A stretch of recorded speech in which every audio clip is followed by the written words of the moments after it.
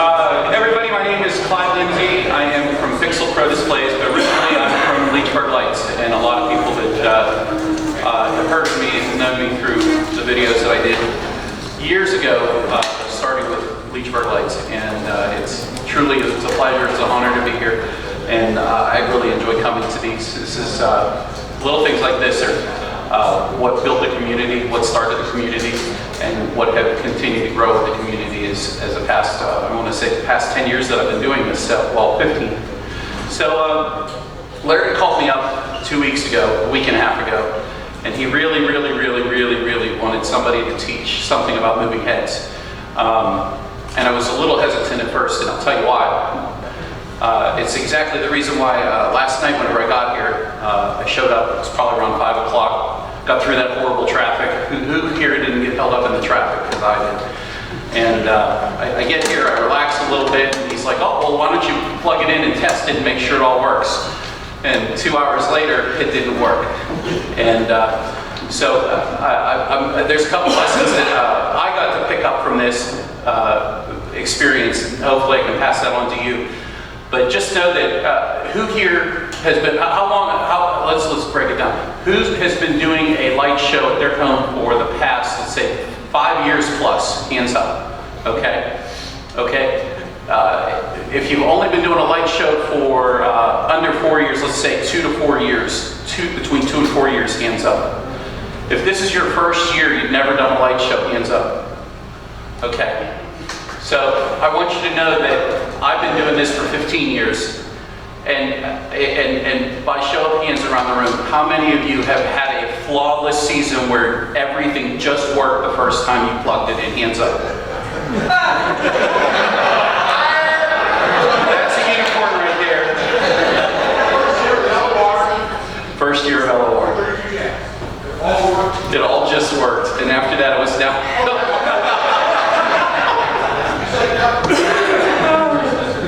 No, I say this with great humility because I have never had a perfect year. In fact, every year I've done RGB and xLights, and even with LOR, there was always something. And so I'm going to walk you through the process of getting this thing to do the kind of cool stuff that it actually can do, which is maybe tilt it up here without blinding somebody. I'm not going to turn it on until I get it straight up in the air, and then open up the dimmer, and there we've got the light where it can go up and down there. So getting to this point might seem like it's really simple, but yesterday when I pulled in, it was a 2-hour ordeal trying to get this to work. And no matter what you do in the hobby, there's always going to be some road bumps. So I'm going to share with you the story of yesterday to today to make this work, so that I can just do a demo on how to hook it up, which should have taken me 5 minutes, but you know, even as a pro knows, you're always going to have issues, and whenever you have issues, it's how you have to, well, the things you have to do kind of troubleshoot, I guess. So the first thing, for the few people that are, this is their first year, have any of you gotten any hardware yet? So who said they were new, first of all? Okay, so the 2 new people. Do you have hardware? 3 new people, excuse me. Do you have hardware that a pixel controller or a controller of some sort and a computer? Have you gotten that far yet? Yes? Okay. No. Okay, so it is way harder to be in your shoes, because you don't physically, you can't walk over here and say, I'm going to pick up my controller and I'm going to plug it into my computer, and then I'm going to plug the pixels in and I'm going to make them work. That was the eye-opening experience for me. I could sit and learn and read. There were no videos. I could read forum posts back in 2012 about how RGB worked. But there was no video that showed me step number 1, and step number 1 had to do with coming into your network tab on your Windows computer, because that's the only real computer. Macs are not real computers.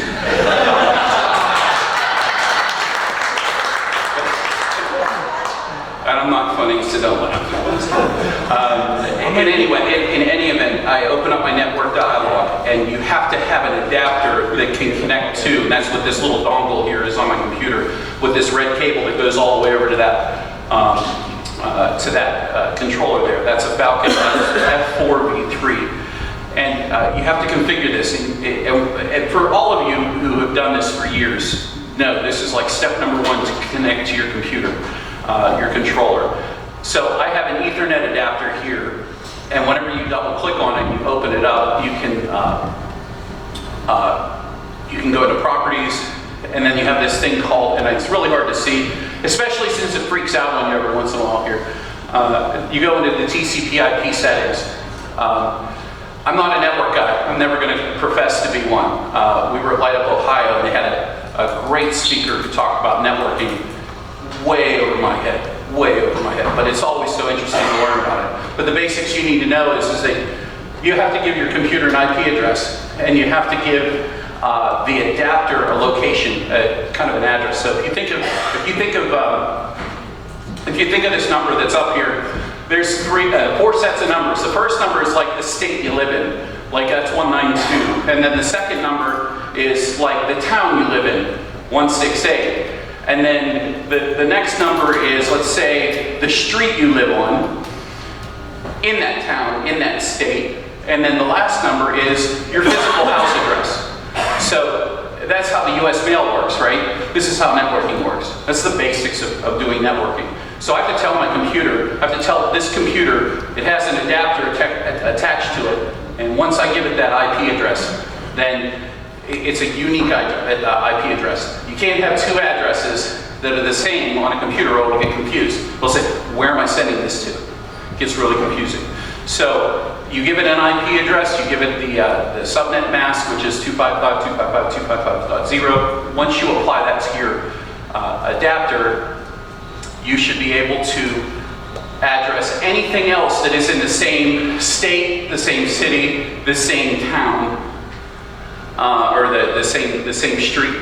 So anything on the same street can talk to each other. 192.168.1.10. So you have 0. You have 1 through what, 255. So you have 255 other units that you can put on there. Now there's ways to expand on that and do way more. I'm not getting into that. I don't know anything about it, actually. I just know that this is what you need to do. And if you have more than 255 controllers in your show, you're doing pretty darn good. So we'll leave it at that. That's the basic to get started. So that's the first thing that you have to do. Once this is set up, it's a matter of selecting the hardware that can output data to the moving head. Now this moving head is from Tom George. This is a Magical Light Show's moving head. We use these in a number of our commercial jobs. We've been using them for about 5 years for different venues and so forth. The clients obviously have their own. This was for me so that I could learn to program them and program them effectively for that specific installation. And then I was at the Florida Mini before it was the Mega Mini. It was the Mini. And Tom did a class on this, and I tried to sit through it, and it was just so over my head. It was just give me the basics of getting it started. So that's what we'll walk through. We have a Falcon F4 V3, and we had to configure it. Now it's configured to sit in the same IP address setting, so I can already connect to it. And that's step number 2, is being able to connect to your controller. Now this, just like pretty much every standard F16 controller or F4 controller, automatically it comes to you packaged, pre-set up with the IP address 192.168.1.50. That's the Falcon's default IP address when you buy it brand new. If you have an AlphaPix 16 or something of the like, they drop the 1 and they call it a 192.168.0.50. And so you have to configure your computer IP address accordingly in order to address it. Since we've already done the adapter, this is how you can get in, and hopefully, crossing my fingers. Oh, come on, please work. Oh, I did, I mislooked it, look at that, see? And Larry said you weren't going to be able to see that. Boy, you picked out my mistake really easy there. See, boom, there it is. There it is. Okay, good.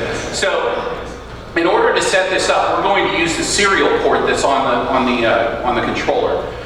Now, if you have a V3, a Falcon V3, if you have a V4, the V3s have 3 DMX outputs, and the V4s have 1 DMX output. The F4 V3 has 1 DMX output. And you'll notice as soon as because this acclimates, it can be spoken to as soon as it hears DMX, it goes into DMX ready mode. If I disconnect this, now it's waiting for DMX. It's waiting for it. So as soon as we connect into here, it can sense that there's DMX. So that's step number one. You think, oh, Clyde walks into the room, he can open this up and have this running in no time. Well, next thing that we had to do is we had to set up a serial output in order to communicate with it. And to do that, we go to the output settings in the serial tab right here. And then you get this nice little screen right here. And what this screen does, this allows us to change our mode setting, that is, and we can either go with pixel data, because the Falcons can do one differential receiver off of the serial port, or it can do DMX data. So in this event, we're using serial data to DMX, and here is where I get to give it its start address, or its universe start channel. Now, that takes me to, once I have set this up, I have to set up my prop accordingly. So if I have another controller, which DMX has its own controller, what I have to do is I have to program this with the appropriate. Now, there's a reason why it's turned around this way, so I don't blind everybody. On this screen here, there's a way for me to change the start channel for this specific unit. And what I have to do is this unit has to match with how it's set up in xLights with how it's set up in the Falcon. So that way it gets the proper data. So if I have 3 of these moving heads, this happens to be a 16-channel DMX fixture, and I have 3 of these. The first one's going to be start channel of 1. The second one's going to be what start channel? 17, because you have 16 is the first one, plus 1 is the beginning of the next one. And so you have 3 of those in a row. And so you have to make sure that your serial output is correct with the correct universe start. And then on top of that, we have to go in and we have to add this model into xLights in order for us to be able to say, hey, here's the prop, let's control it. I'm going to turn this back around. Now notice I'm turning this around for a reason, because I know that whenever I set these up at my commercial locations, I teach them all to set them up the exact same way. This is the way in my head how I taught our people to set them down, so that they always set them down the same way. Because if you set it down one way, the lights are going to flash on the opposite side where they're supposed to. So you have to come up with a home position where you're going to start them with. So if you're using moving heads, that's important, is to come up with how are you always going to set these down. Now the downside to this is how I always set them down might be different than how you guys always set them down. So if you're buying a sequence and you may have to make some adjustments to them, there's a little bit more helpful, there's a little bit more help with adjusting things and editing how they start out in the sequence that build into it, so you can look into doing things like that. I really haven't used these in my home show, so I don't have as much hands-on experience, but I have experience doing this, so that's why I wanted to go through some of the basic steps with that. So now we've got it addressed. We've set it to this doesn't have a universe. This just has a channel. I've set it to channel 1. It was previously channel 15 because I had a different moving head ahead of it, and it was only 14 channels, so it was channel 15. From this point, we know that our Falcon is set up, and the next thing we need to do is we need to come into xLights, and we need to add our model in, and I'll just zoom in here. And then once we have our model selected, what we need to do is we need to give it a channel, a start channel. Now, xLights automatically can control. I actually did the discovery, and xLights found the moving head controller that I had plugged in, the F4D3. And what it did was it allowed me to have a universe, one universe added, and universe count of 1, and I made sure that it's at the very top. So I put all my DMX controller stuff at the very top of my network page, my controller page. That way, it's the first data that I see that goes out. Because if I have a problem with my DMX, I don't want to have to search through the 10 or 15 other controllers. I know I want to put it up the top, so I always do that. Then what you'll do is you'll go in and you'll assign it the start channel. So right here it says individual start channel, and it says start channel moving head programming. That's the name of the controller right here. And it calls it programming :1. :1 says go to this controller and give it channel 1. And so now xLights knows to give it channel 1 data for that first universe. And so once you've made sure that you've been able to address it correctly, now the model depends on whose moving head that you purchased. If you get the Magical Light Show ones, there's the Dominars, the Beam IPs, there's the Lampars, there are your Pixel Store, that's Minor Mendoza, he has a moving head. We actually have 2 of those on the way. I'm going to be messing around with those as well. And those vendors should have a model that you can download and install into xLights. Now, I've already done this, obviously, but you can easily add a model by clicking and dragging. You click on that little, oops, see it doesn't want to pick, oh, I'm sorry, import. I said download, didn't I? So yeah, you would click the import, you'd click and drag like this, and obviously I'm not connected to the internet, so it's keeping up with, come on, stop. How about I look at it here, if that's easier. That's it first. There we go, 2, 3, done. It's gonna do this a couple times, there we go. So, in any event, what you would have is you would click and drag and you would do a model import, which would be like this. So now I would open up a file location, I would search for that model, and I would download it, and I would import it then.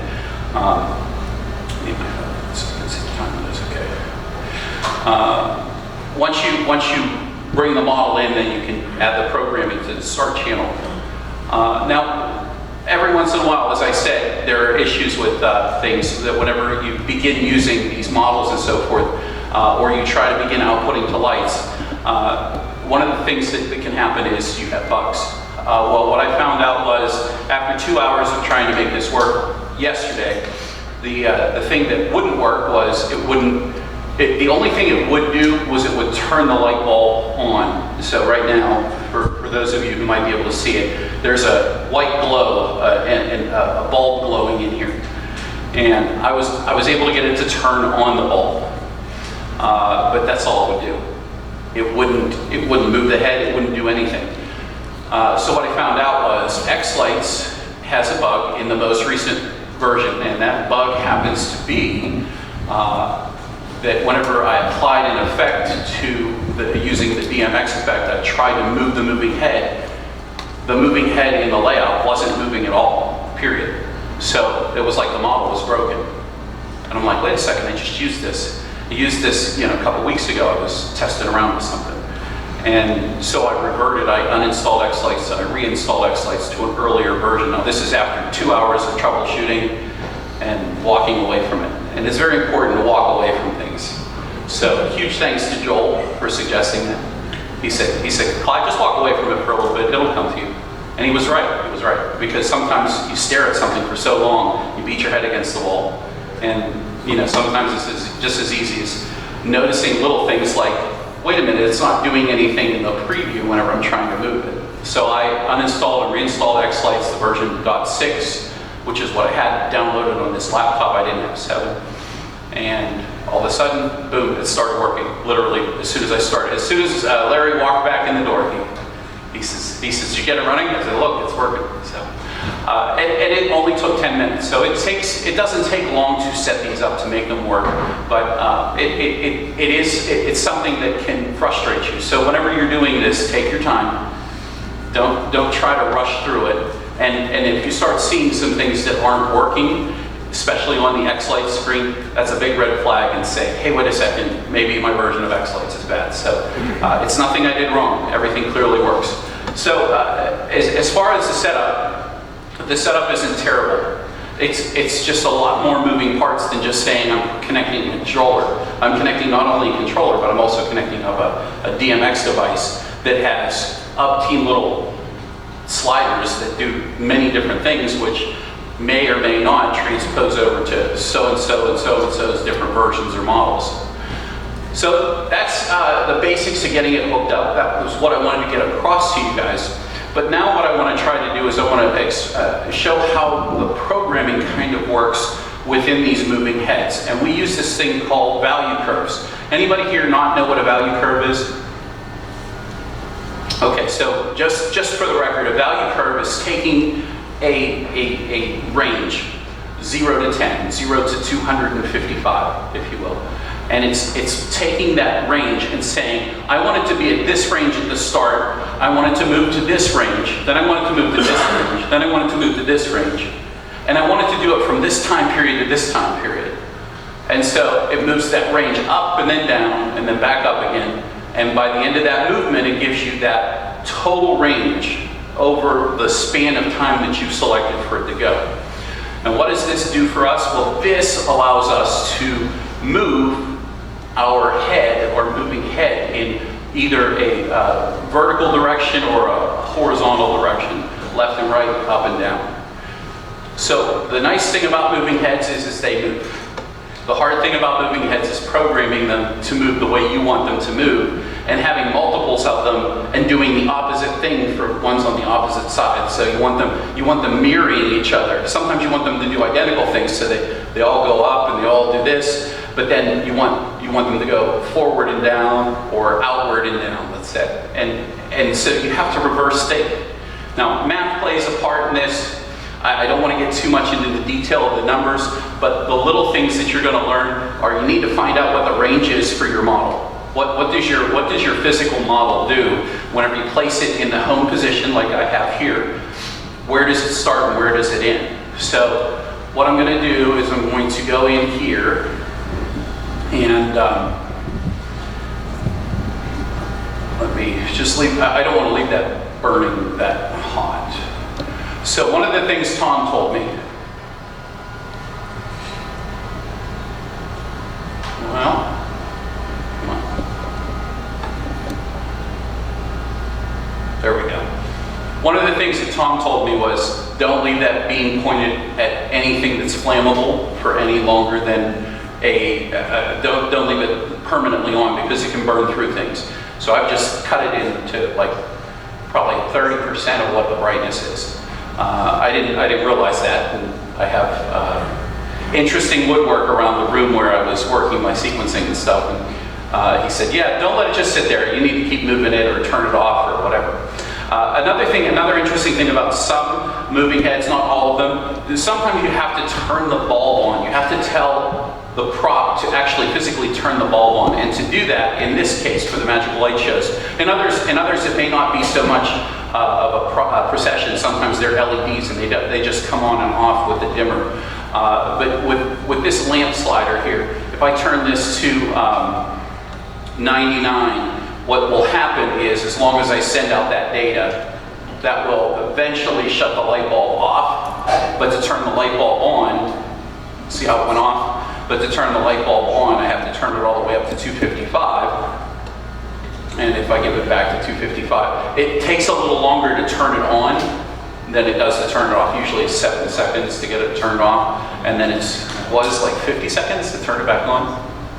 In any event, we don't need the light to be on in order to practice working with the lamp, other than the fact that we need to know exactly whenever I send this data out and I tell it to do what I want it to do. I want to make sure that I have this position so that whenever it's facing the audience, that I'm not trying not to blind anybody. That's my goal, is not to blind somebody. I don't want to, we position them on the top of our house. Some people, anybody here have moving heads? If you have moving heads and you put them on the ground, they're a lot of fun. But if you think that you're a moving head and you're sitting here, you're pointing out, you don't want to be in somebody's eyeballs, because that's going to blind you. And you have cars driving by your house, you don't want to create an accident. So be careful of where you place them, and be careful of how you program them. There, the light bulb came on. So with that being said, I'm going to walk through the two main things that you need to know on this moving head lamp. Now they're all different. They all have different features and functions, and they have different channel numbers, and they may be set up differently. Like so, whenever you place the DMX effects on here, so they're up there at the top left is the DMX effect. When you click on it, it automatically registers what the model has been built in order of the items that are in the model. So, for example, here's color, shutter, dimmer, gobo, prism, and so forth. You have all of these different channels or different functions that it can do. Whenever I sequence these, because they do go out to many different people, we don't know if their functionality includes that, number one. Number two, it's hard to represent a gobo function in xLights. So what does gobo do? And you have to teach that model what it does. So I don't know that xLights has the capability, but if you know what it does, you can set it to that thing during the programming phase, whenever you're programming. So next you see here, at the very top there's tabs, channel 1 through 10, channel 11 through 20. You can click on the tab and it changes through the tabs. This is a 16 channel moving headlamp. And so the first 10 channels are 1 through 10, and these are the functions that you can utilize. Down here at the bottom it says we have something called pan. Now, if we move the pan, now I'm gonna go into this little value curve box here. When we click on the value curve box, you can give it a value, and I'm going to choose this one here, this ramp up and this ramp down. So that's going to give it a center value, and it's going to have it move here in a second whenever I click OK. And you can see I'm outputting to lights. So it's going to do this value curve of panning. It's doing that value curve that from start here, go here, then go down back to here. So that's what that's doing as far as the panning movement.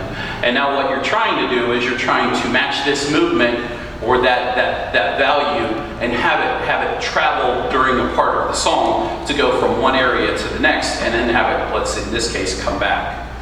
And then the other thing that you need to be aware of is the tilt. Now I have the tilt on the second tab here, and we'll go ahead and we'll put the same value curve, this center, low, high, and then low. And we'll go ahead and put that on there, and you can see what that kind of does. And the basics to this, this is really the basics to getting your moving heads to do something in xLights. It's very, very, very, very tedious to figure out, okay, which way does this moving head sit? I'm going to sequence which way is the home position, and now whenever this part of the song starts, where do I want that moving head moving to or being at, or what's the position? So one of the things that you need to do is you need to realize, hey, I need to stage my moving head because the moving head can only move so fast. You need to have it in the right start position before the action that you want it to take on actually begins. So you need to pre-set up your model, in your sequencing that is. And to do that, one of the things that I will typically do is I will insert a layer below in the model, and I'll go ahead, copy and paste, and I'll create a base layer. I put it the whole way across the length of the sequence, and the reason I do this is it's always going to go to this one home position, always. So I always know that whenever I don't have an effect there, it's always in this position. So I know where to start from, where I'm starting from, where I want to set it up to move to. So my home position would be, if I look at the pan,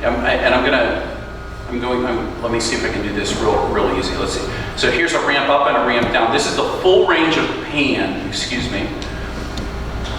of the moving head, spinning it the whole way around. So what it's doing is it's starting at its number 0, and it's going up to 255. It's just did one full rotation right there, and now it's going to finish that rotation, and it's going to keep going, and it's going to stop at some point, and then now it comes back.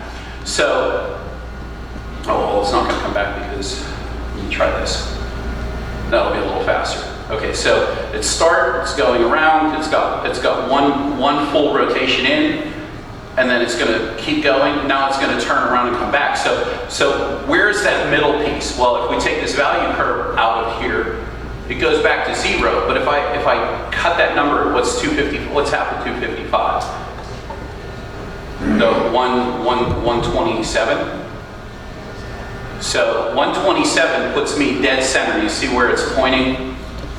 It's pointing right at you guys because it's ready. That to me, this is whenever I'm looking at my sequence screen, I'm looking from behind the prop out to my viewers, or if I'm standing in front of it, if I'm standing in front of it like I'm looking at it as I'm sequencing, then it's pointing at me. So the first place I usually start is I start at the halfway point. That way, I can go either slightly to this way, slightly to this way. And then the other thing I need to take in consideration is the tilt. If you're sitting on top of a house, about 50 is straight ahead, boom. About 50, I'm at 55 right here. Now I'm not gonna turn this on because I don't wanna blind anybody. But if I go from there all the way up to 100 and 225, that takes me to the exact opposite side of the moving head, okay? So it's these movements, or these locations, and what I did was I physically wrote down on a piece of paper exactly where the pan and the tilt, where it's directly straight up, which I think is 133, 135, close enough. And I mean, you can be real picky about some of this stuff, but a lot of times it's like, okay, what looks good? So whenever it comes to the movements of these, it's very, very, very intricate. Now I can't teach sequencing and setting up and doing a lot of these, a lot of the fancy stuff, but this is the basics to kind of getting started. At this time, we're kind of closing in on time and I don't want to run over, but does anybody have any questions so far? Anything in regards to moving heads or DMX or getting it set up? Anything that you'd like to see? Yours sequences that include or have the option to buy the sequence work. Are they, I heard this at my Ohio, but every, or not every, a lot of the heads are different. So they react the way you are expected to. Right. So whoever you're getting your moving head programming sequencing from will probably have a different moving head than you do. So it's important to know the moving head that you're mapping from. So for example, in our sequences, this moving head here, these moving heads here are the Domineer Beam IPs. They're just like they're the LED version of what Tom Beck George sells, which it's a step in a different direction, but very similar quality. Like we use these commercially, so we recommend them. We recommend the Domineer Beam IPs for people who are in our commercial world. We recommend those as the option if you're in a, let's say maybe it's rain only climate. You don't need a dome for those, so that's why we went with those. If you know Manuel Mendoza, your Pixel store, he has a new head himself, a moving head himself. We have, like I said, we have those coming in, and so one of the things is you need to know where you're mapping your what head you have, what head the sequencer has.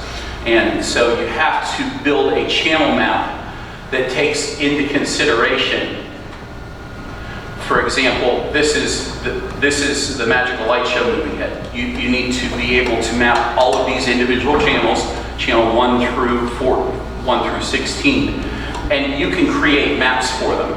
So we made one for if you have Magical Light Shows, then you can use our map and it will automatically map from the Dominars onto your Magical Light Shows by using the map.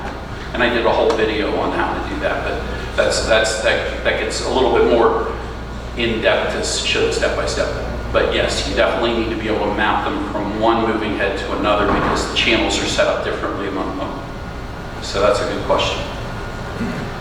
Yes? How long do the lights last on LEDs versus LEDs? So the LEDs have a longer runtime, but these, I looked at this one the other day, or last night, I think it said 400 hours on it.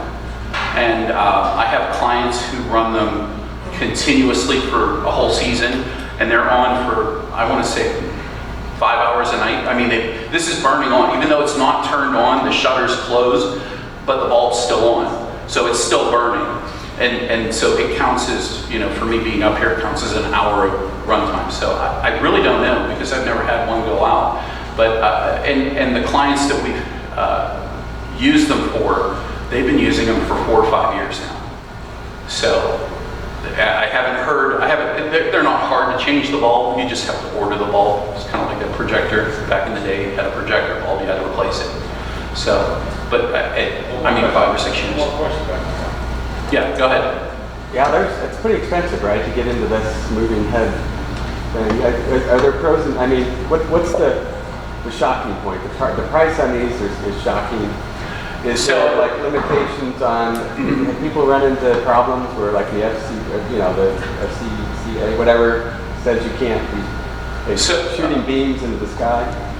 Is that yeah, I mean, it seems like there's a lot of gotchas here. So the cost is the biggest barrier to entry, and this moving head, when we got it, was $800 or $900, and yet then to waterproof it was like 11 for a dome. The beam IPs are $1,900. The price went up big time, but they're a professional. These are more of a professional grade. You can get less expensive ones. I know we ordered 2 for Minor. They're actually coming the week after I go to, they'll be here in like a week and a half or 2 weeks. But the cost of those, I actually didn't order them raw yet. So I don't know what the price is. I haven't looked them up. If you're looking to put a wow into your show, decent quality ones are going to cost you somewhere in the neighborhood that are reasonably able to be water protected or snow protected in your environment.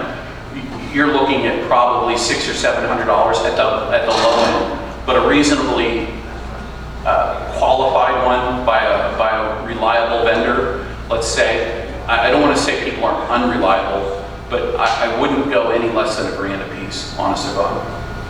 So, and I think in general, 4 moving heads, 3 moving heads, 4 moving heads is enough to do a good start for a show and to carry you.